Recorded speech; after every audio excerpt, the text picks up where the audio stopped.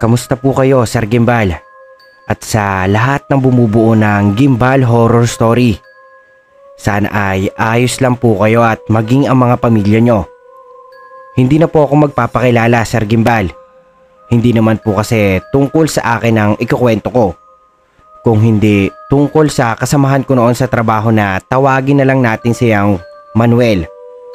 Ipinanganak kasi siya noong kamatayan ni Manuel Quezon, kaya naman iyon na lang po ang ipangalan natin sa kanya. Si Kuya Manuel po mismo yung nagkwento sa akin ng kwento na to at may permission din po ako na isend ito sa inyo.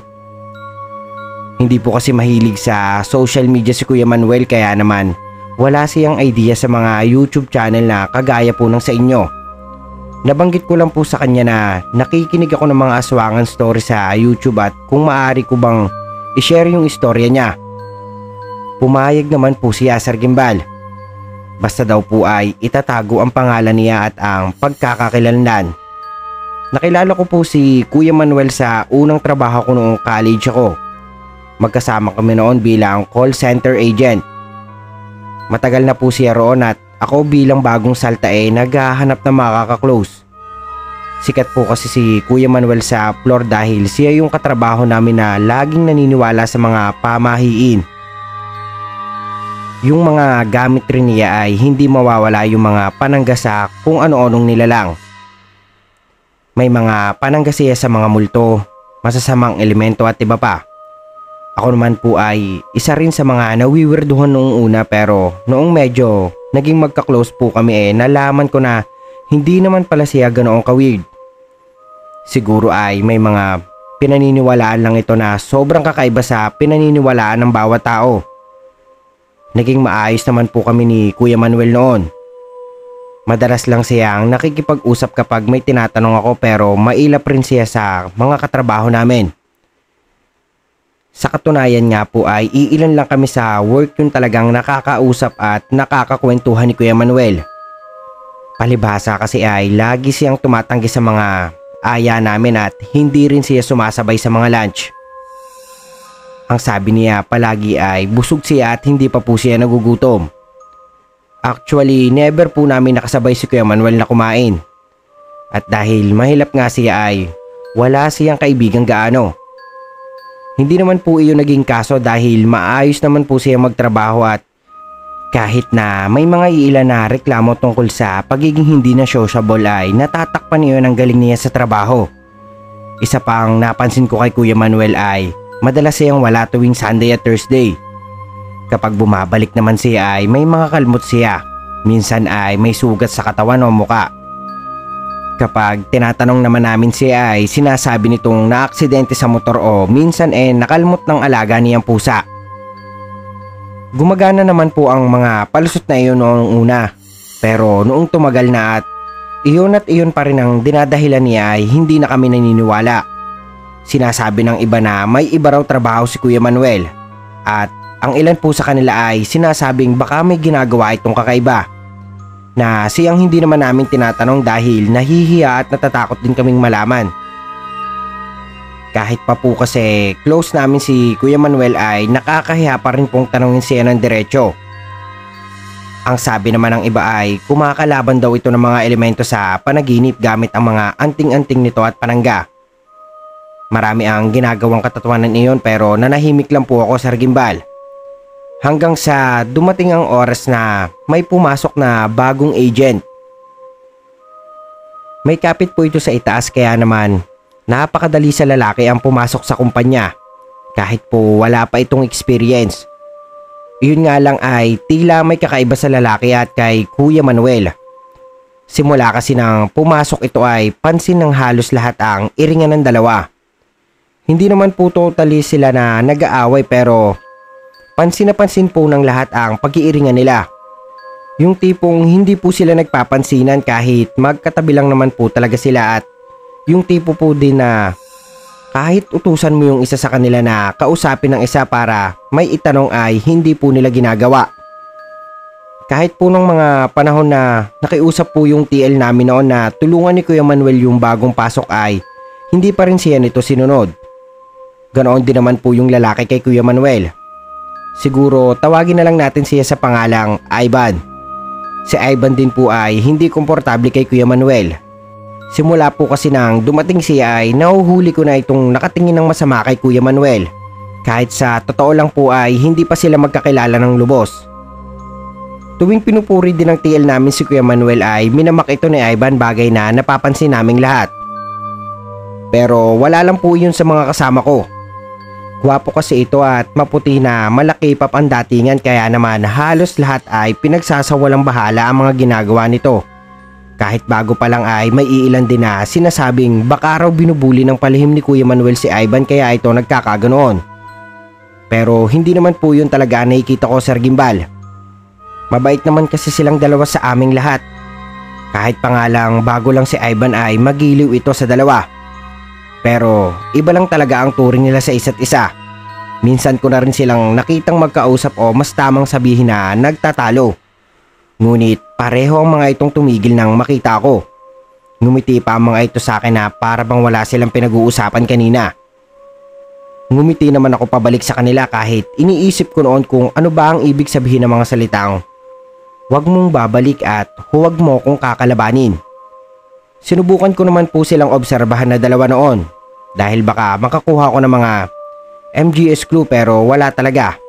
Maayos ang dalawa sa trabaho nila at minsan ay sila pa ang unang nakakatapos ng mga calls. Kung may pagkakapareha man ng dalawa ay iyon ang pareho silang hindi kumakain ng lunch. Pareho mga ito na nagdadahilan na busog sila at ayos lang na hindi kumain. Naging usap-usapan tuloy sa mga tropa ko at mga katrabaho ko na baka nagpapagalingan ang dalawa para mas kumita pa. Hindi naman po ako kumbinsido roon. Wala ring nagtangkang alamin kung ano ba talaga ang problema ng dalawa. Basta na lang tinanggap ng lahat noon na medyo weird si Kuya Manuel habang guwapo naman na mukhang K-pop idol si Ivan. Pero tinanong ko po noon si Kuya Manuel, Sir Gimbal. Tinanong ko kung bakit siya galit noon kay Ivan at ang sinagot lang niya sa akin ay tanging mga salitang galit siya rito at kaaway niya ito. Bagay na hindi ko po masyadong naiintindihan noon. Dahil nga bakit mo naman magiging kaaway ang taong hindi mo ganoong kakilala at tanging sa trabaho mo lang nakikita. Pinaalalahanan din po ako noon ni Kuya Manuel noon na lumayo kay Ivan at hindi raw maganda kung magiging malapit ako sa lalaki. Bagay na hindi ko man po naiwasan. Bilang bago po kasi siya sa trabaho ay kailangan niya ng mga tulong at isa po ako sa nilalapitan niya. Hindi ko naman po matanggihan si Ivan dahil naaalala ko ang sarili ko dito noong bago pa lamang ako sa trabaho. For some reason din ay sa akin madalas lumapit si Ivan. Naging close po kami ni Ivan, Sir Gimbal. Bagay na hindi ko maitatangging di nagustuhan ni Kuya Manuel. Madalas ko po kasi siyang makitang nakatingin ng masama kay Ivan sa tuwing kinakausap ko ako nito. Hindi naman po iyon alintana ni Ivan na siyang pinagpapasalamat ko. Kinakausap pa rin naman po ako ni Kuya Manuel at sinasabing mag-ingat kay Ivan. Yun nga lang ay napansin kong hindi nito ipinaparinig iyon sa isa. Hindi rin naman niya maipaliwanag sa akin kung bakit kailangan kong iwasan si Ivan at kung bakit siya galit dito. Lumipas po ang mga araw at akala ko noon ay tapos na ang pasaringan ng dalawa. Hanggang sa isang araw ay bigla na lang pumasok noon si Kuya Manuel at dumiretso sa cubicle ni Ivan at lumapit dito. Isang malakas na suntok ang binigay niya rito dahilan para mawalan nito ng balanse at malaglag sa kinakaupuan niya. Nagtayuan kami noon at agad namang inawat ng mga lalaki si Kuya Manuel. Dahil nga po sa naging dahilan niyon para maputol ang trabaho ay nakarating ito sa admin at pinatawag ang dalawa. Ang alam ko ay nasuspindi noon si Kuya Manuel, kaya naman hindi na ito nakapasok ng ilang araw. Dahil hindi nito kayang ipaliwanag kung bakit gusto niyang sapakin noon si Ivan. Iyon din naman ang naging depensa noon ni Ivan na hindi niya alam kung bakit siya sinuntok ni Kuya Manuel. Kaya naman nakaiwas ito sa pagkasuspinde. Bagay na ikinatawa nito syempre. Ngunit ang nangyaring iyon ay naging usap-usapan sa mga katrabaho ko. May mga nag-side kay Ivan dahil sa kadahilanan na gwapo nga ito, ngunit may mga sumide naman kay Kuya Manuel at ang depensa ay hindi naman daw ganoong tao si Kuya Manuel. Weird lang ito kaya naman minsan ay pinag-iusapan ito ng lahat. Pero alam po ng lahat na hindi ito ganoong tao. Alam daw nila na baka may ginawang katarantaduhan si Ivan sa lalaki, pero ang pinakamalaking tanong magkakilala ba talaga sila sa labas ng opisina? Ano ang naging pag-aaway nila na naging result ng pagkakaroon nila ng alitan na dalawa? Kumalat din noon ang usap-usapan na baka may gusto ang dalawa sa iisang babae dahil nga gwapo si Ivan ay ito ang pinili, pero hindi yun tinanggap ni Kuya Manuel, kaya naman nag-away ang dalawa. Ang sabi ng iba ay maaring kahit ginamitan ni Kuya Manuel ang babae ng agimat ay si Ivan pa rin ang pinili nito. Kaya naman galit na galit si Kuya Manuel. Napaisip din po ako sa lagay na iyon kasi posible rin ang mga ideyang iyon. Siyempre hindi kasama yung sa agimat na sinasabi ng mga kasama ko. Yung sa nag-away lang ang dalawa sa iisang babae. Naging matinik na usap-usapan iyon na natabunan lang ng isang balita. May natagpuan kasi na bangkay ng isang babae na nagtatrabaho sa isang convenience store malapit sa building. Ang sabi ng mga tao ay kinuha daw ang babae ng puting van at kinuha ang lamang loob nito. Noong natagpuan kasi ang babae ay wala na itong lamang loob, bagay na nakapagpatakot po sa mga tao. Nagsimula na ring magpatrol yung mga pulis sa lugar para maispatan nila kung may mga kahina-hinala. Sa depensa naman namin ay sa gabi ay nasa loob kami ng building, kaya naman imposibleng may makuha sa amin. Isa pa ay maingat din naman kami sa umaga, kaya imposibleng makuha kami ng puting van. Naging balita yun sa telebisyon, kaya naman mas lalong naging maingat ang lahat. May mga iilan pang kaso ang lumabas pagkatapos noon na naging mas kabaha-bahala para sa lahat. Isang gabi noon, nagkakape ako nang lumapit sa akin si Ivan. Nagtatanong ito ng iilang balita tungkol sa mga kaso dahil nakikita niya akong nagbabasa ng news sa phone ko. Ibinalita ko pa sa kanya ang nangyari at nakita kong umiiling-iling pa ito at sinabing iba na daw talaga ang pangyayari sa panahong ito. Yung mga puting van daw ay siyang nagiging dahilan din kung bakit ayaw na pumasok sa work ng kapatid niya. Natatakot daw kasi ito. Napamaang ako noon at tinanong kung sino ang kapatid nito. Nagkwento naman siya na 5 raw silang magkakapatid at siya ang panganay. Sinabi din niya ang mga pangyayari sa bahay nila at pati na rin ang tungkol sa mga magulang niya. Mas lalo tuloy kaming naging close noon ni Ivan. Nagsimula na rin po kasi akong magkwento tungkol sa mga naging buhay ko sa work at sa college life ko. Inawasan ko po yung mga times na tungkol kay Kuya Manuel at kahit alam kong gustong magtanong noon ni Ivan ay nagpapasalamat akong hindi niya ginawa. Marami pa kaming pinag-usapan noon ni Ivan hanggang sa hingiin nito ang Facebook account ko na siyang ibinigay ko naman. Wala naman po kasi akong nakikitang mali rito dahil maayos naman po na hiningi ni Ivan ang Facebook ko at isa pa ay halos lahat naman ng mga kasama namin sa trabaho ay alam ang Facebook ko, kaya hindi din po katakataka na hingiin iyon ni Ivan.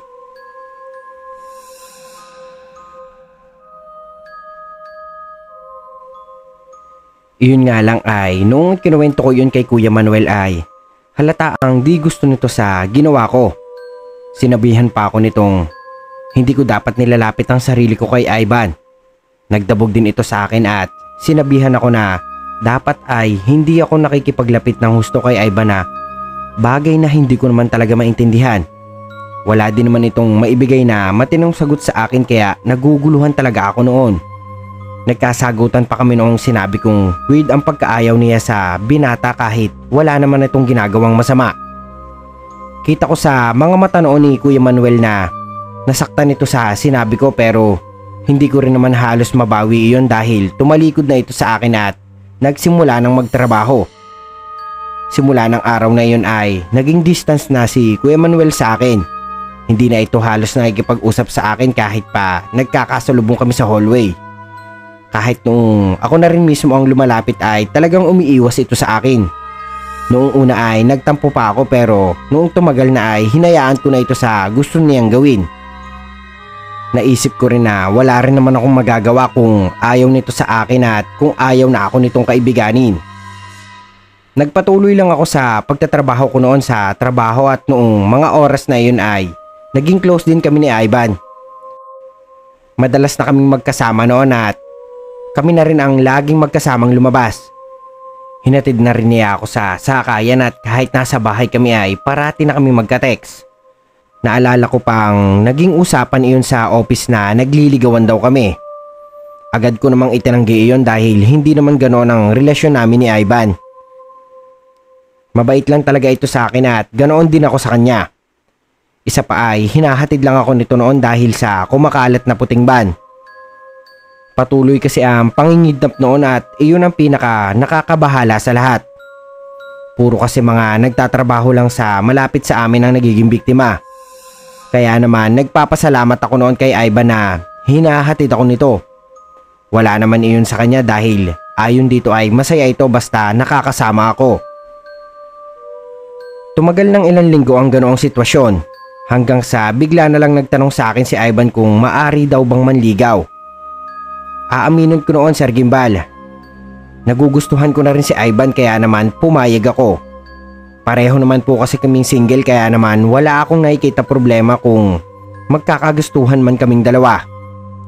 Isa pa ay mabait naman noon si Ivan at halos lahat ng tao sa office ay kaklose na niya. Marunong siyang makibagay na siyang nagustuhan ko talaga rito. Nalaman agad iyon sa office dahil simula noong manligaw sa akin si Ivan ay mas naging sweet ito. Halos araw-araw na akong nakakatanggap dito ng mga kung ano-anong pagkain at flowers na siyang nagpapakilig sa mga kasama namin. Masaya halos lahat ng katrabaho namin para sa amin. Naalala kong binansagan pa kami noon na love team at pinagsama pa ang pangalan namin. Kasagsagan kasi noon ng Aldab na siyang sikat na sikat kaya naman hindi rin syempre nagpatalo kami ni Ivan. Thankful naman ako noon dahil tinanggap nila kami. Iyon nga lang ay nagsimula na naman na umakto ng kakaiba si Kuya Manuel. Madalas na naman itong magdabog at halos lahat ay binubulyawan. Noong una ay hindi ko ito pinapansin pero noong katagalan ay hindi na po ako makatiis sa mga panggugulo nito. Kahit kasi sa text ay ginugulo ako nito at sinasabihan ng kung ano-ano kaya naman nagpa siya na akong kausapin siya ng isang araw. Tinanong ko rito kung may problema siya pero isang paalala lang ang sinabi nito sa akin. Mag-iingat ka sa manliligaw mo. Hindi lahat ng nakakasalamuha mo ay isang mabuting tao. Hindi ko iyon nagets noong una. Akala ko nga noon ay talagang may saltik o weird lang si Kuya Manuel. Dahil nga hindi nito ma-explain ang nangyayari. Binigyan lang ako ng isang pirasong keychain ni Kuya Manuel. Nakiusap ito sa akin na ikip ko iyon bilang pananggasa kung ano pero hindi naman ito sinabi kung para saan. Nagsimula ko na rin silang makitang palihim na nag-uusap ni Ivan. Kapag tinatanong ko naman ang manliligaw ko ay sinasabing may tinanong lang daw sa kanya si Kuya Manuel. Bagay na alam kong hindi totoo dahil kulang na lang ay magkagatan silang dalawa. Tinanong ko rin kung may problema ba sila sa isa't isa at ang paliwanag ni Ivan ay may naging alitan daw sila noon. Lalo naman akong naguguluhan sa sinasabi nila. Bakit kailangan nilang magsagutan ngayon kung dati pa naman ay may alitan na sila? Ganoon din ba kalalim ang galit nila sa isa't isa kahit sa trabaho ay nadadala nila ito? Mas tumindi pa ang sitwasyon sa lugar namin. Dahil noong sumunod na mga araw ay mga kasamahan namin sa iisang building ang nawawala at natatagpuan ang katawan sa ibang parte ng lugar as usual ay wala na itong lamang loob. Naging mahirap iyon para sa mga pumapasok sa trabaho dahil iniisip ng lahat na kahit sa trabaho ay hindi safe ang lugar. Yun nga lang ay napansin ko na sa bawat mawawalang babae sa lugar ay mag-uusap at magbabangayan ng palihim ang dalawa. Bagay na hindi ko napapansin noong mga unang beses na may mawala sa lugar. Isang gabi noon, Sir Gimbal, break na namin ngunit dahil hindi nga kumakain ng dalawa kahit pilitin ko si Ivan na sumama sa akin ay muling naiwan ang mga ito sa office. Naalala kong nakalimutan ko noon ang wallet ko kaya naman kinakailangan kong bumalik sa loob. Muli sa pang-ilang beses na pagkakataon ay nahuli ko silang dalawa na nag-uusap. Seryosong nakatingin noon kay Ivan si Kuya Manuel habang ang isa ay tila walang pakialam. Tumigil ka na at umalis na lang.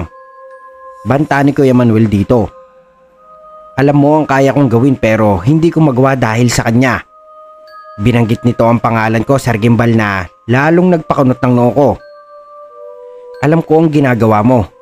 Huwag mo ritong gawin iyon. Sinamaan ito ng tingin ni Ivan. Pareho tayo ng lahing pinanggalingan. Napahilamos ng mukha si Kuya Manuel bago umiling-iling. Matagal nang kinalimutan ng angkan ko ang gawaing iyan. Itigil mo na at huwag mo akong pikunin. Banta ni Kuya Manuel bago tumalikod.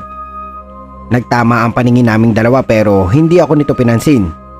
Dire-diretso lang ito sa labas na siyang ikinalungkot ko. Kahit naman kasi papaano ay namimiss ko pa rin ang nagiging pag-uusap namin ni Kuya Manuel at ang mga oras na close pa kaming dalawa. Pero hindi ko rin naman pwedeng isang tabi ang nararamdaman ko para kay Ivan dahil nga sa hindi ito gusto ni Kuya Manuel. Kung talagang kaibigan ko siya at kaibigan din ang turing niya sa akin ay naiisip kong matatanggap niya si Ivan para sa akin. Naghintay ako noon na magpaliwanag noon si Ivan pero natapos na ang araw ay hindi nito ginawa. Noong kausapin ko ito ay nagulat ako nang sabihin niya na lumayo daw ako kay Kuya Manuel. Iba raw kasi ang tingin niya sa lalaki. Ang sabi niya ay hindi niya alam ang nangyayari rito at kahit siya ay nahihirapan na sa inaakto ng lalaki. Hindi ko naman iyon pinansin ngunit nagsimula na akong magduda sa kanilang dalawa. Nagsimula na rin kasing magbago ang ugali noon ni Kuya Manuel. Mula sa maayos na empleyado ay ibang-iba na ito ng mga sumunod na araw. Nagsimula na kasing pumasok noon ng lasing si Kuya Manuel. Madalas irritable pa ito at kahit minsan ay tinatanong lang naman ng mga kasama namin. Doon na nagsimulang mag-iba ang ugali ni Ivan. Lagi nitong sinasabi sa akin na tamang layuan ng lalaki dahil hindi daw magandang impluwensya si Kuya Manuel. Hindi ko naman siya pinapansin noon gawa na kilala ko kasi si Kuya Manuel. Alam kong mabait ito kaya naman kung kailangan kong i-cover ang nangyayari ay ginagawa ko. Pinakiusapan ako noon ng mga katrabaho ko na pabayaan na lang si Kuya Manuel dahil baka may pinagdadaanan lang na hindi nito masabi. Ganoon din ang paliwanag ko sa TL namin na siyang mabuti din ang loob kaya pinapalampas ang nangyayari. Napansin ko naman Sir Gimbal na tila hindi nagugustuhan ni Ivan na mas inaasikaso ko noon si Kuya Manuel. Madalas itong nakabusangot sa tuwing nakikita ako nitong kinakausap ang lalaki. Gusto ko sanang isipin na nagsiselos lang ito pero alam kong hindi siya magsiselos dahil lang sa close at kaibigan ko si Kuya Manuel. Iba ang rason kung bakit ayaw na ayaw nila sa isa't isa. At alam kong hindi ako ang rason na iyon. Ang akala kong saglit lang na pagkakasira ng work schedule noon ni Kuya Manuel ay mas lalong lumala. Hindi na rin po ito nagpapapasok sa trabaho at madalas kung papasok may amoy alak na ito o sigarilyo. Bagay na bawal sa trabaho dahil madalas ay mga foreigner ng nagiging customer namin. Nagkaroon na nga ng mga violation at warning noon si Kuya Manuel pero wala po siyang pakialam dito. Hanggang sa isang araw ay may nangyaring aksidente na talagang kahit ang TL namin ay hindi napagtakpan ng nangyari. May kasamahan kami noon na rich kid. Yung tipong type na may generational wealth sila na minana sa kanununuan pa at kahit hindi magtrabaho ay mabubuhay sila. Yung katrabaho namin na ito ay sa pagkakaalam ko ay ayaw magmana ng kumpanya nila dahil hindi nito hilig iyon. Ang hilig nito ay pagtatravel at vlogging. Ang alam ko rin ay lumayas ito sa kanila at kaya nag-work bilang call center agent ay gusto nitong patunayan sa mga magulang na kaya niyang mabuhay kahit wala pa ang mga ito. So iyon na nga, itong si Rich Kid ay may dalang relo noon sa trabaho. Hindi po ako pamilyar sa mga relo-relo kaya naman hindi ko po matutukoy kung gaano kamahal iyon. Pero isa lang po ang masasabi ko. Mahal ito kaya naman takaw din sa tingin ng mga kasamahan ko. Sinabihan pa nila ang lalaki na kung sila ito ay babalik na lang sila sa mga magulang kaysa maghirap sa kakarampot na kita. Halata kasing kulang pa ang sinasahod nito sa gastusin niya pero hindi nito alintana iyon at hindi rin pinapansin ng mga kasamahan ko. Noong oras na po ng clock out namin ay nagtaka na yung rich kid namin na kasama dahil nawawala ang gamit nitong relo na hinubad lang noon ng break time. Nagkagulo na ang lahat noon dahil doon. Maging si TL ay kinabahan na dahil kahit isang taon ng sahod namin lahat ay hindi mabibili yung relo na iyon. Lalo na noong sinabi ni rich kid na galing ito sa uncle niya na namatay na. Halos baliktaran na namin ang buong office para lang makita ang hinahanap namin. Noong hindi na namin makita ay pinilit ni TL na halugugin ang mga bag naming lahat. Isa-isa namin inilabas noon ang mga gamit namin. And to my surprise nakita ang gamit ni rich kid sa bag ni Kuya Manuel. Doon na po napikon yung TL namin at sinabihan na may kalalagyan daw ang ginawang iyon ni Kuya Manuel. Pati ang mga kasamahan namin ay nagalit noon nang malaman na kay Kuya Manuel lang ang gamit. Sinisisi pa raw sila at naabala dahil lang sa gustong nakawin noon ni Kuya Manuel ang relo ng lalaki. Although hindi naman nagkaso yung kasamahan naming rich kid dahil sa mahalaga raw sa kanya na nahanap ang gamit niya ay hindi pa rin maalis ang mga mapanuring mata ng mga kasama namin. Kahit nung sumunod na araw at hindi na pumasok si Kuya Manuel ay siya pa rin ang pinag-uusapan ng mga kasamahan namin. Hindi ko naman po sila masisisi dahil nahuli namin si Kuya Manuel na red-handed sa ginawa nito pero hindi ko rin mapigilan ng mainis. Nagkakaroon na kasi ng dagdag ang mga kwento nila kahit ang totoo ay iyon ang unang beses na nangyari ito at kahit sino sa amin ay walang nakaisip na si Kuya Manuel ang gumawa noon. Isa pang kinaiinis ko ay hindi ako nire-reply ni Kuya Manuel sa mga text at hindi rin ako nito sinasagot sa tawag ko. Sinabihan naman ako ni Ivan na pabayaan na ito pero hindi ko malubos maisip na pabayaan ang kaibigan ko. Kung nagawa man talaga yun ni Kuya Manuel ay gusto ko pa rin malaman ang dahilan nito dahil alam kong hindi siya ganoong klase ng tao.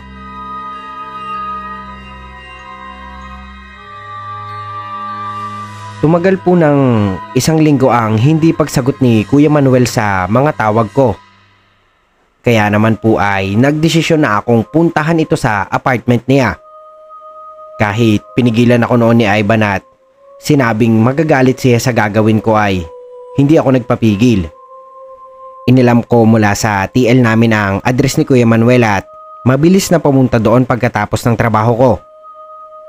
Nalula pa ako noon nang makarating sa subdivision nila. Isa kasi yung high-end na lugar at halatang mga mayayaman lamang ang nakakapasok.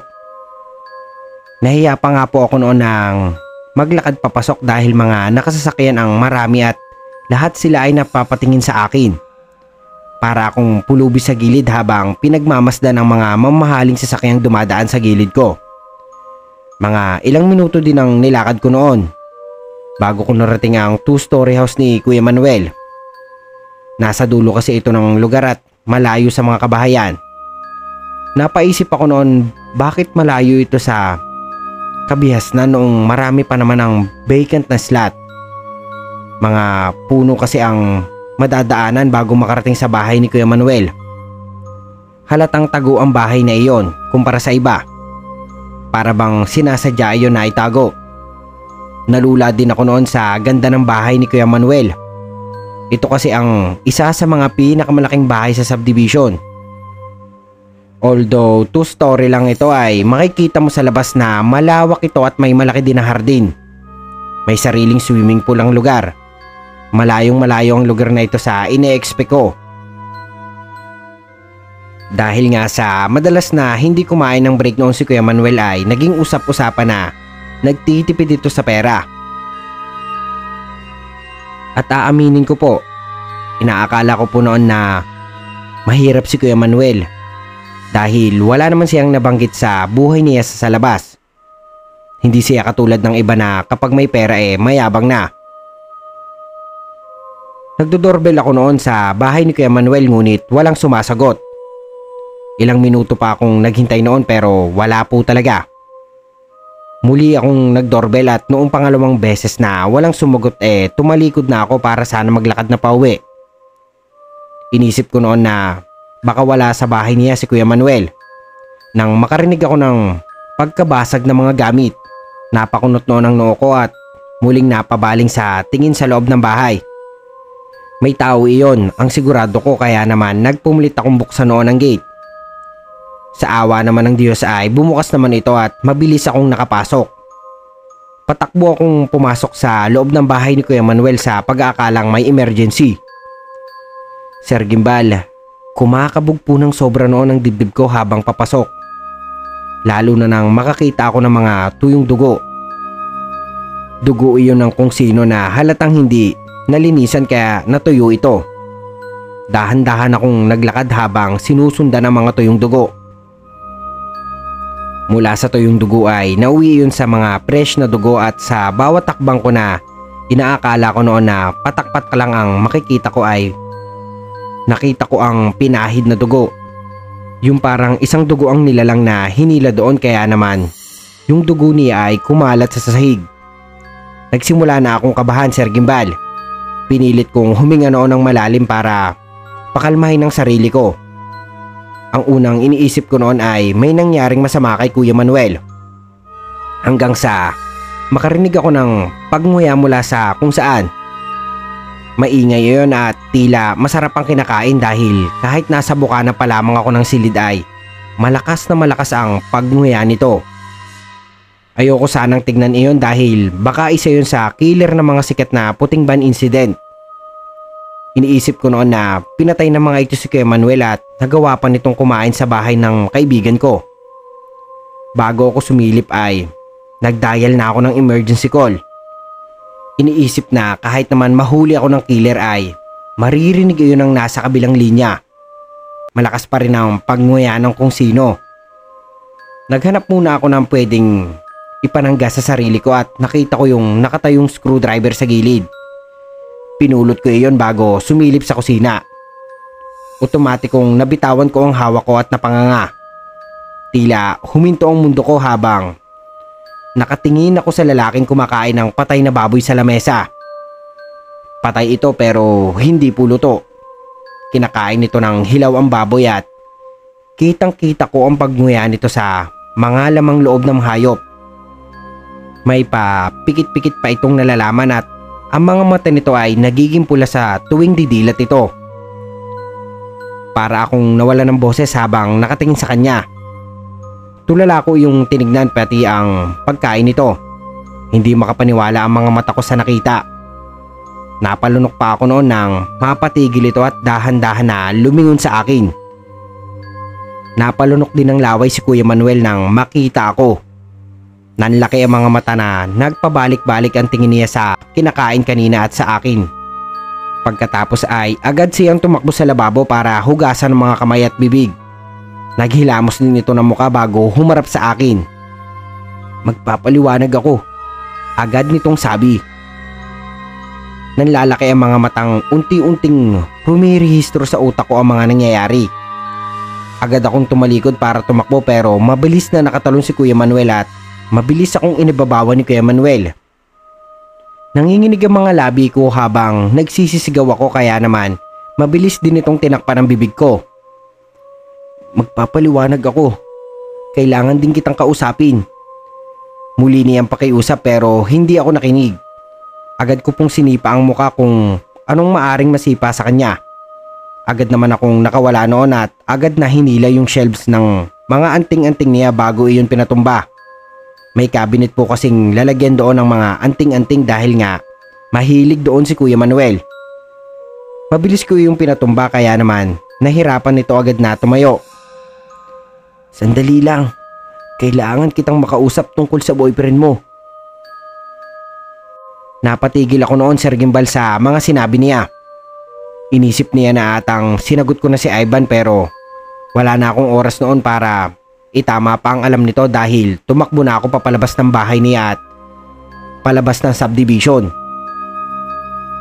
Noong tumagal na ako sa pagtakbo ay unti-unting pumasok sa akin ang mga naging kaso sa work namin. Ang mga babaeng nawawala at kinukuhaan ng mga lamang loob. Naisip ko noon na si Kuya Manuel ang gumagawa noon at hindi naman talaga totoo ang tinatawag nilang puting ban. Hanggang makarating ako sa bahay ay malakas pa rin po ang tibok ng puso ko, Sir Gimbal. Tinawagan ako noon ni Kuya Manuel pero hindi ko sinagot ang mga tawag nito at binalak na ang number niya.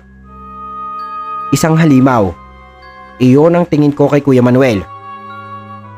Isang halimaw na kumakain ng tao at pumapatay. Aswang. Isang nilalang na ni sa panaginip ay hindi ko alam na totoo. Kahit sa panaginip ay hindi ko pinapangarap na makita at makasama ang isang aswang. Hindi ko rin maiwasan na hindi matakot sa sarili ko. Iilan kasi sa mga kasama namin ay may nababalitaan pa rin na mga namamatay na babae. Kahit ang totoo ay wala na sa trabaho si Kuya Manuel. Tinanggal na ito sa trabaho ng boss namin dahil sa ginawa nitong pagnanakaw. Kaya naman pakiramdam ko ay lumalakad ako sa karayom. Dahil alam kong nasa paligid lang siya. Tulala rin akong lumabas sa trabaho, bagay na ikinabahala noon ni Ivan. Pero hindi ko naman masabi rito ang totoo dahil iniisip ko noon na baka isipin niyang nababaliw ako at hindi siya maniwala.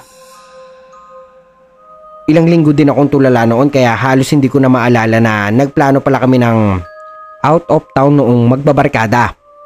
Siyempre kasama namin si Ivan noon. Halos hindi ko na nga maalala kung saang beach ba namin iyon pinaplano at nagulat na lang akong isang umaga ay nag-iimpake na ako ng gamit. Nasa kaligitnaan ako ng pag-iimpake noon ng may kumatok sa apartment. Mabilis kong tinungo ang pintuan noon sa pag-aakalang si Ivan ang nasa labas pero tila tinakasan ng dugo ang mukha ko noon nang makita kong si Kuya Manuel. Nakatayo ito sa labas at nakatingin sa akin. Napatingin din ito sa gamit ko na iniimpake at napakunot ang noo niya. Saan ka pupunta? Feeling close na tanong nito sa akin. Agad akong umatras habang pilit na inaalala kung saan ako makakakuha ng pangdepensa sa sarili ko. Nakita naman iyon ni Kuya Manuel kaya napabuntong hininga ito. I'm not gonna hurt you if you let me explain. Hindi na nito natapos ang sasabihin ng mabilis kong isinara ang pinto. Nanginginig ang mga kamay ko noon nang i-dial ang number ni Ivan. Agad naman itong sumagot at umiiyak akong sinabing nasa labas ng apartment ko si Kuya Manuel at kailangan ko ng tulong niya. Hindi naman agad ito sumagot at sinabing pupunta na siya. Nananatili lang ako sa loob ng apartment ko at hinihintay na dumating si Ivan. Noong dumating na siya ay mabilis itong nagsisisigaw at kumakatok. Binuksan ko ang pinto at sumilip. Tinanaw ko ang likod niya bago buksan ang pinto. Nagpapasalamat ako noon na wala na si Kuya Manuel at hindi na ito nagpakita pa. Tinulungan na ako mag-impake ni Ivan. Habang nag-iimpake ay tanong ito ng tanong kung ano ba raw ang nangyari. Nanginginig ko naman na ikinuwento rito ang nangyari at pati ang pagiging aswang ni Kuya Manuel ay sinabi ko na kay Ivan. Inaasahan ko noon na hindi siya maniniwala o matatawa lang siya sa mga pinagsasabi ko. Pero para bang inaasahan na niya ang sasabihin ko at maayos lang akong pinakalma. Akala ko noon ay matatakot siya kay Kuya Manuel pero hindi po iyon nangyari. Nakipagkita na kami ng tanghali sa mga kaibigan namin. 7 lang kami sa grupo. Kaming 2 ni Ivan, 3 babaeng kaibigan ko at ang boyfriend ng 2 sa kanila. Pagkatapos ay bumiyahe na kami papunta sa isang beach sa Batangas. Habang nasa biyahe ay pa-scroll lang ako sa phone ko. Nagtititingin ng mga pwedeng gawin na laro nang bigla na lang may mag-text sa akin na unknown number.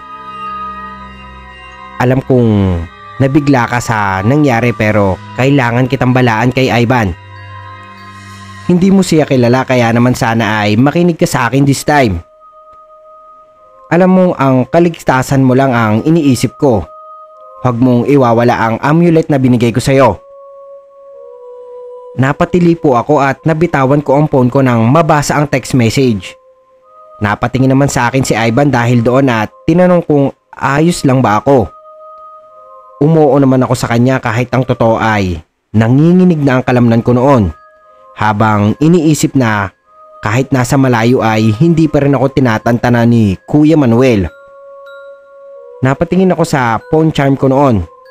Yun yung binigay ni Kuya Manuel sa akin na protection na naiinis na inalis ko ito at itinapon sa labas.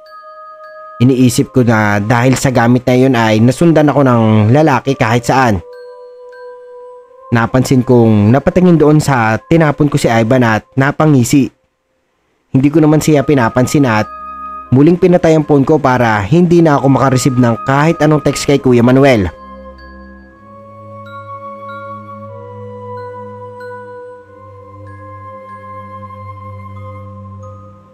Nakarating na kami sa beach after ng ilang oras na biyahe. Sa iisang room lang kami nag-stay noon ni Ivan. Pero dalawa ang kama. Inaasar pa nga ako noon ng mga kasama ko na iisa lang daw ang kwarto namin ni Ivan. Bakit hindi ko pa ito sagutin? Hindi pa kasi kami mag-on noon ni Ivan pero may balak na rin akong sagutin ang lalaki. Iniisip ko nga na napakaganda ng timing ng trip namin para sagutin ko siya.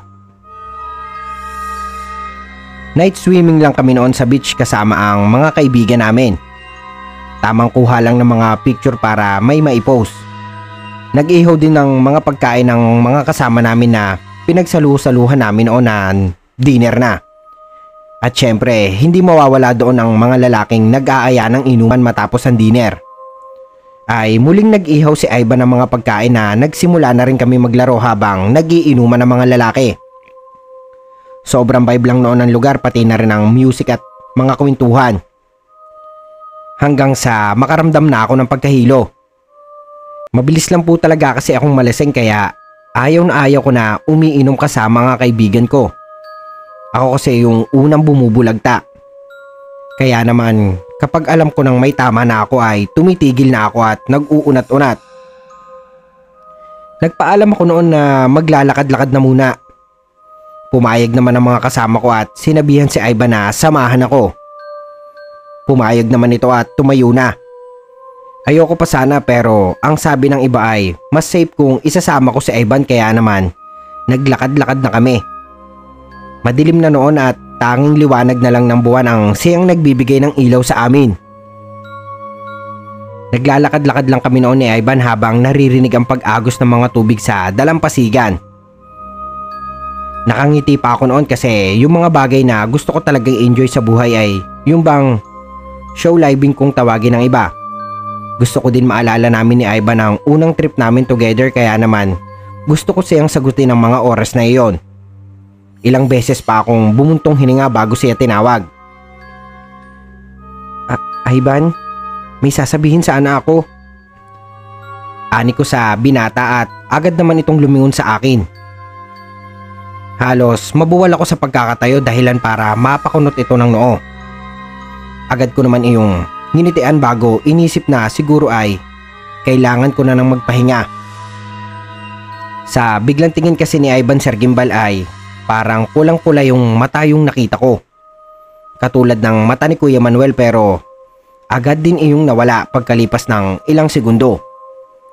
Inisip ko noon na dahil iyon sa kakaisip ko kay Kuya Manuel at nakakakita ako ng mga kakatwa na pati si Ivan ay napapag-interesa ng imahinasyon ko.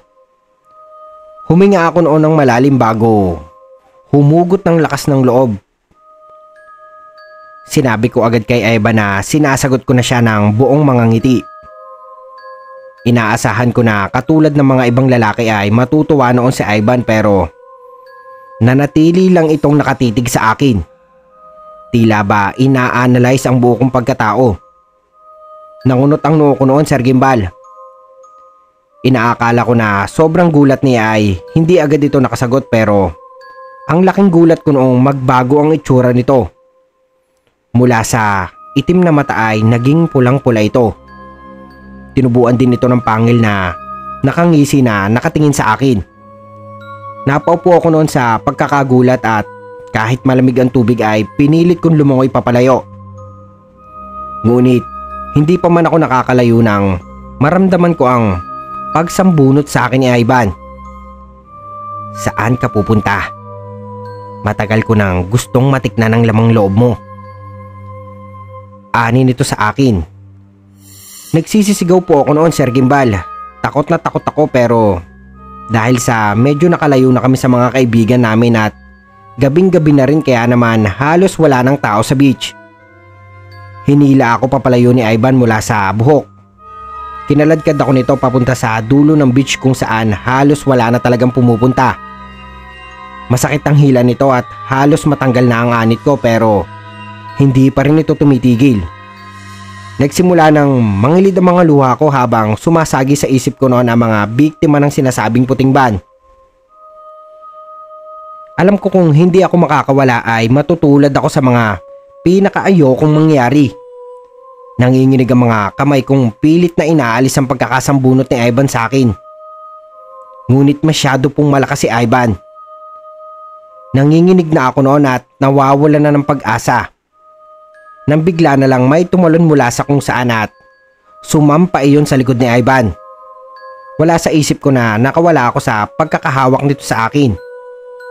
At dahil medyo nahihilo pa ay wala akong nagawa kung hindi ang hawakan ng ulo ko para i-check kung nakakabit pa ba ang anit ko at tignan kung ano ang nangyayari. Isang lalaki ang nasa harap at tinatago ako kay Ivan. Nag-aangilan silang dalawa na parang mag-aaway pero hindi naman nagsagupaan. Pinilit kong tignan ng lalaki at kahit nanlalabo ang paningin ko ay unti-unti ko po itong nakikilala. Si Kuya Manuel. Nagtataka ko itong tinignan at inisip kung paano ito nakarating sa beach nang bigla na lang sumugod si Ivan sa akin. Agad naman siyang hinarangan noon ni Kuya Manuel at gamit ang buong lakas niya ay itinulak niya si Ivan papalayo. Tumilapo naman po ang isa sa dagat pero agad din itong napatayo. Galit na galit ang mga mapupula nitong mga mata. Muling sumugad at this time nagsagupaan na sila Kuya Manuel at sinipa siya sa mukha ni Kuya Manuel habang nakalmot naman ni Ivan ang isa sa tiyan si Kuya Manuel. Muli silang naghiwalay habang galit na umaangil sa dalawa. Nanginginig ang buo kong kalamnan noon dahil sa gulat at takot. Gulat dahil sa mga nakikita ko at takot dahil sa hindi makapaniwalang may dalawang nilalang sa harap ko ng mga oras na iyon at naglalaban sila. Muling lumapit si Kuya Manuel kay Ivan at hinawakan ito sa ulo. Pagkatapos ay sinimulan na lunurin ang mukha nito sa tubig. Hindi naman po nagpatalo noon si Ivan at nag-backflip para makalayo kay Kuya Manuel. Pagkatapos ay kitang-kita ko kung paano niya lusubin si Kuya habang pinapahaba ang kuko ng malapit ni siya rito ay kinambras niya sa dibdib si Kuya Manuel. Napasigaw noon si Kuya Manuel at napaatras. Napaatras din ako at sinubukan na tumayo. Iyon nga lang ay mukhang nabugbog ng bato kanina ang tuhod ko at hindi ako makatayo. Lumipad sa ere si Ivan at paikot-ikot na lumapit para sipain si Kuya Manuel pero bago pa po mangyari iyon ay nawala na ito na parang bula. Gulat na napaatras si Ivan dahilan para mapaupo siya sa tubig. Ganoon din ako. Nanlalaki ang mga mata habang hinahanap sa paligid si Kuya Manuel. Imposible naman po kasi na nakatakbo ito ng ganoong kabilis. Bigla na lang umangat sa lupa si Ivan na para bang may nag-angat sa kanya. Maya-maya lang ay hinagis siya ng hangin sa kung saan at doon siya nagpagulong-gulong sa tubig. Hindi ko maintindihan ang nangyayari. Wala naman humahawak noon kay Ivan pero kusa itong lumulutang at tumatalsik. Muling umangat ang katawan ni Ivan and this time ay nananatili siya sa itaas. Hindi ko masyadong naiintindihan ang nangyayari pero sa bawat segundo na lumilipas ay nagkakaroon ng kalmot sa katawan niya si Ivan na para bang may nananakit sa kanya na pareho naming hindi nakikita. Hanggang sa lumutang ang isang kutsilyo pero bago pa iyon tumama kay Ivan ay may sinipa siya sa hangin at mabilis siyang tumakbo sa tubig at lumangoy papalayo. unti-unti naman lumitaw si Kuya Manuel na siyang may hawak pala ng kutsilyo. Susundan sana nito si Ivan nang parang may maalala siya at tumingin sa akin. Napalunok naman ako noon at napaatras. Pero hindi naman ito natinag at nagsimulang lumapit sa akin. Huwag mo po akong sasaktan. Banta ko noon kay Kuya Manuel pero tuloy pa rin ito sa paglapit sa akin. Pinilit kong tumayo noon at tumakbo pero hindi pa man ako tumatayo ay naramdaman ko na ang pag-ikot ng paningin ko at tuluyan ng pagkawala ng malay. Nagising ako sa ospital. Halos hindi ko maigalaw ang katawan ko noon. Kaya naman noong nagkamalay na ako ay ang una kong nakita sa pagdilat ko ay si Kuya Manuel. Ay wala akong nagawa kung hindi ang titigan ang lalaki. Nakita naman nito na natatakot ako sa kanya kaya naman nagsalita ito ng mahinahon na boses. Gusto kong magpaliwanag. Aalis din ako pagkatapos. Ani nito na seryosong seryoso. Lumunok ako noon ng sariling laway bago tumango. Ngumiti naman sa akin si Kuya Manuel at nagsimula ng magkwento. Ipinakilala ni Kuya Manuel ang sarili bilang isa sa mga mabubuting aswang. Ayon sa kanya ay may dalawa raw uri ng aswang sa mundo. Ang isa doon ay masama at mabuting aswang. Sinabi niya sa akin na mula pa raw sa kanununuan niya ay tumigil na ang pamilya nila sa pagkain ng tao. Iyon daw ang dahilan kung bakit nakita ko siyang kumakain ng hayop dahil iyon lang daw ang totoong kinakain niya at kinakain ng pamilya niya. Matagal na raw silang nabubuhay na ganoon at ang mga pamilya niya ay may katungkulan sa mundo ng mga aswang. Sila yung mga marurunong sa mga anting-anting at ginagamit iyon sa pagprotekta sa sarili niya. Matagal na raw niyang ginagamit ang mga anting-anting para protektahan ang sarili niya sa mga katulad ni Ivan. Si Ivan daw ay isa ring aswang. Iyon nga lang ay miyembro ito ng mga aswang na hindi tumatalikod sa mga gawain na kumain ng tao. Una pa lamang ay naamoy raw niyang may kakaiba sa lalaki noong unang dating niya sa kumpanya. Kaya maiilang siya rito. Hanggang sa magsimula na raw mawala ang mga babae sa lugar at mahuli niya ito isang gabi.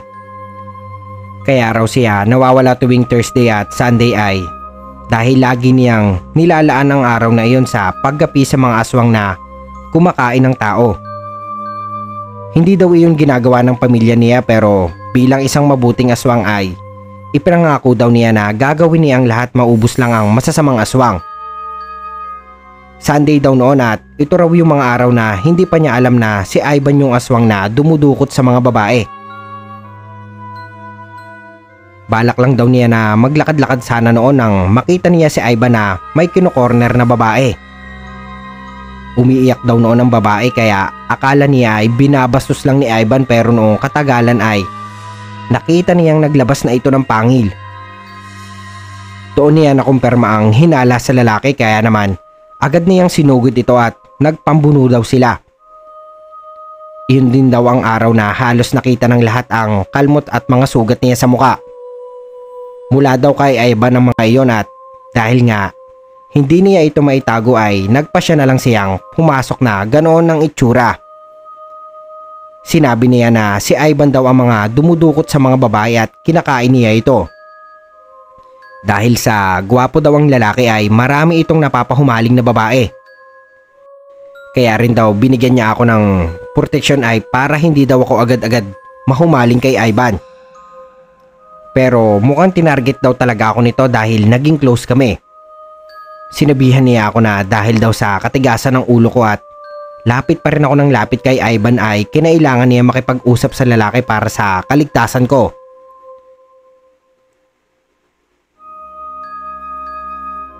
Pinilit daw niyang makipag-deal kay Ivan na kapag umalis siya at di na nag-work sa kumpanya ay titigilan na ako ng lalaki kaya siya gumawa ng paraan para kusa siyang matanggal doon.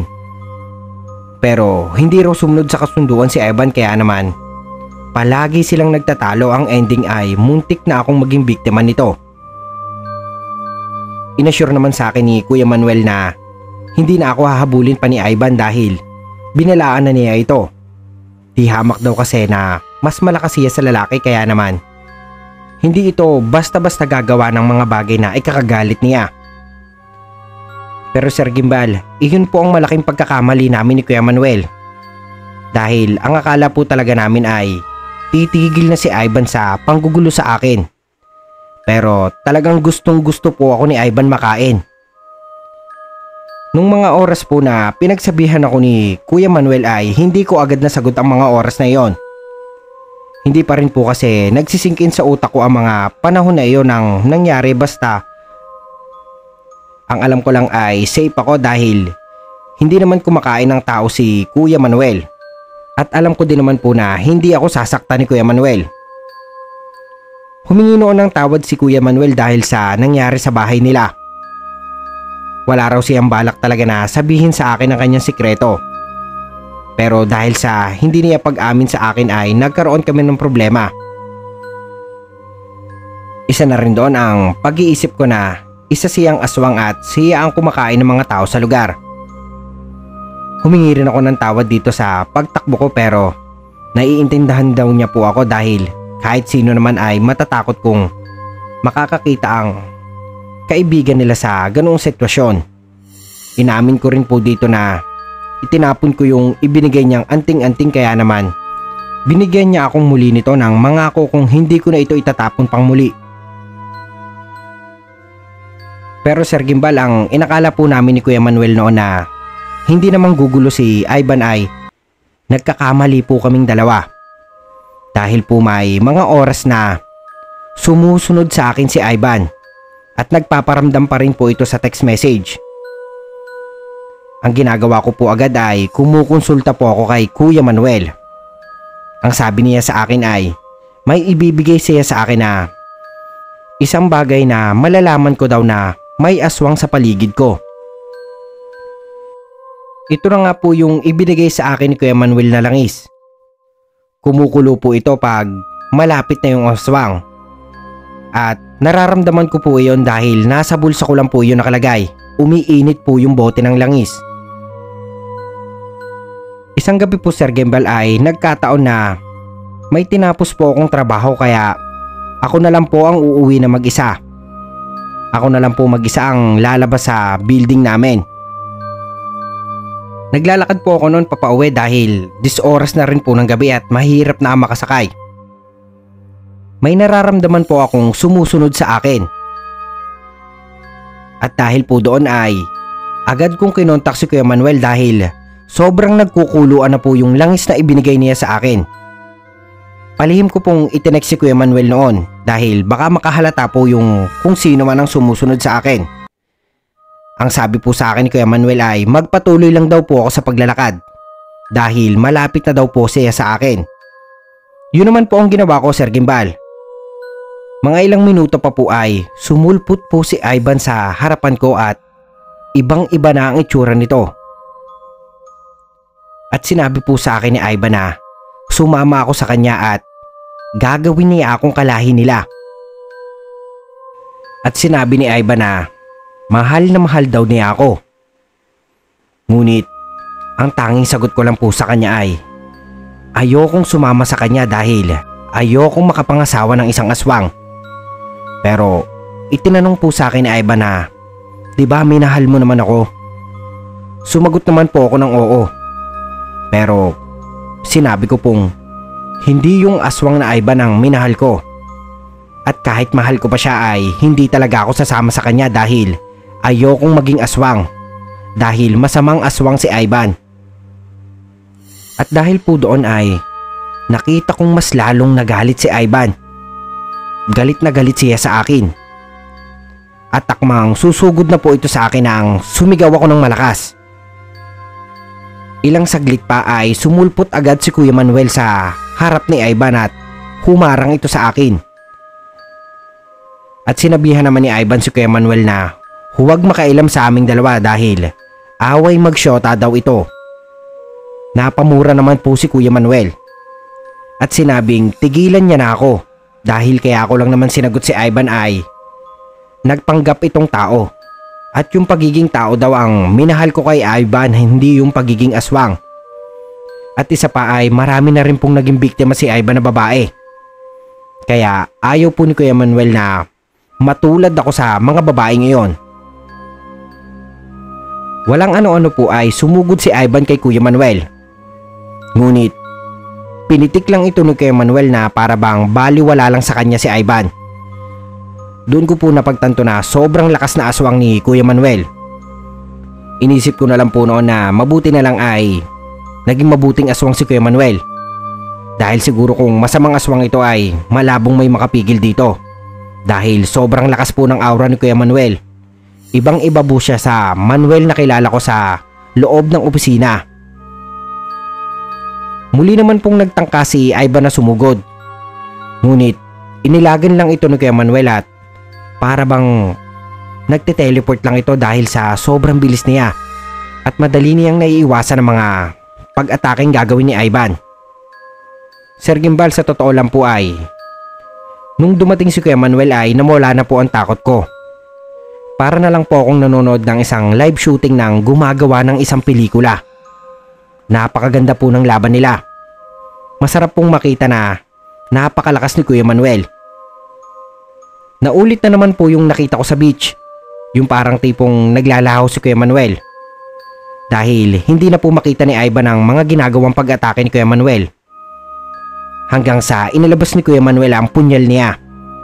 At nang mahawakan niya si Ivan ay wala na itong nagawa at pinutol ni Kuya Manuel ang ulo ni Ivan. Mga ilang minuto po ang lumipas ay bigla na lang naglaho ang katawan ni Ivan. Nawala ang bangkay nito. Para po siyang abo na nilipad ng hangin. Nung mga oras na po yun ay niyakap ko si Kuya Manuel kahit anyong aswang pa po ito. Nagpapasalamat po ako sa kanya na sobra at tinatanaw ko po ng malaking utang na loob ang buhay ko sa kanya. At humingi rin po ako ng tawad dahil wala naman pong ibang hinangad si Kuya Manuel kung hindi ang kaligtasan ko. Hanggang ngayon po ay nasa akin pa rin po ang anting-anting na yun at hindi na rin po ako nagwo-work sa CSR. Magkaibigan pa rin po kami ni Kuya Manuel pero hindi na po kami nagkikita. Ang last na kita ko sa kanya ay noong 2016 pa. Nabanggit ko lang po na gusto kong ibahagi ang karanasan na ito kaya naman napapayag ko rin po siya. Ang alam ko nasa probinsya si Kuya Manuel. Ako naman po ngayon ay nasa Malaysia na. Malaysian po kasi ang napangasawa ko at dito kami sa Malaysia naninirahan. Kahit nandito ako sa Malaysia ay daladala ko pa rin po ang natutunan ko sa experience ko ngayon. Iyon ay huwag magtitiwala at huwag agad-agad manghuhusga. Maraming salamat po sa pagbabasa ng kwentong ito, Sir Gimbal. Sana po ay mas marami pa akong mapakinggan sa mga susunod pa. God bless po sa inyo at pati na rin sa channel nyo. At bago po tayo magtapos ay nais ko lang pong i-shoutout si Araceli Biggs na nanonood po mula sa UK. Sana po ay palagi kayong mag-ingat kung nasan man po kayo. Maraming salamat po sa pakikinig. At nais ko rin pong i-shoutout ang isa pa nating kagimbal, si Kurt Mina na nanonood pa mula sa Bulacan. Maraming salamat po sa pakikinig ninyo. At nais ko rin pong pasalamatan ang lahat ng viewers natin. Nawa po ay lumaki pa po ang channel natin. At dito na po nagtatapos ang ating kwento. At kung bago pa lang po kayo sa aking channel ay mag-subscribe na kayo. At huwag nyo na rin kalimutan i-hit ang notification bell button para maging updated kayo sa mga susunod pa nating video.